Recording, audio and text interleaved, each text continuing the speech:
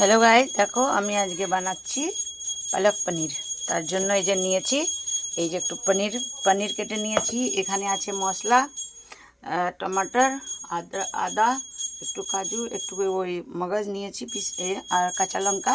আর এই যে পনিরটাকে পালকটাকে এই যে একটু সিদ্ধ করে আমি পিষে নিয়েছি, কেননা আমার টাইম একটু লাগে না, ওই জন্য এক হাতে বানাই। এই যে, আর এই দেখো কড়াই বসিয়ে দিয়েছি। গাইস, কড়াইটা আমাদের খারাপ হয়ে গেছে, বৃষ্টির জল পড়েছিল 2-3 দিন।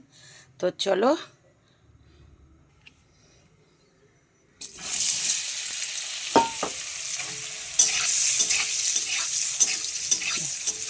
একটু হলুদ দিয়ে পনিরটা ভেজে নিব। পনিরটা ভেজে তুলে ওই তেলের মধ্যেই দিয়ে দিয়েছি। দেখো, একটু গোটা গরম মশলা আর জিরা, তেজপাতা।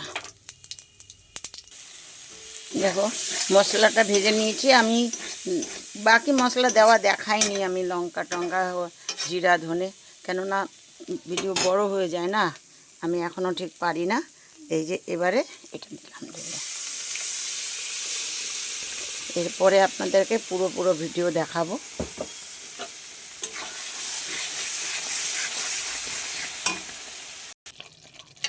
দেখো, একদম রেডি পালক পনির।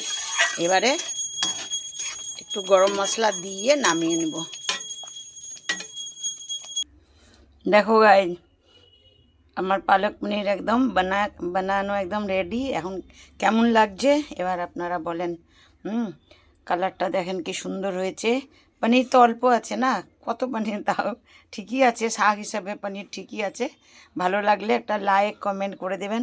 ফেসবুক থেকে দেখলে ফলো, ইনস্টাগ্রাম থেকে, ইউটিউব থেকে দেখলে একটা সাবস্ক্রাইব জরুর করে দেবেন, লাইক কমেন্ট করে দেবেন।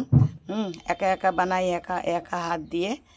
ঠিক আছে, এবারের মতো ওকে, বাই।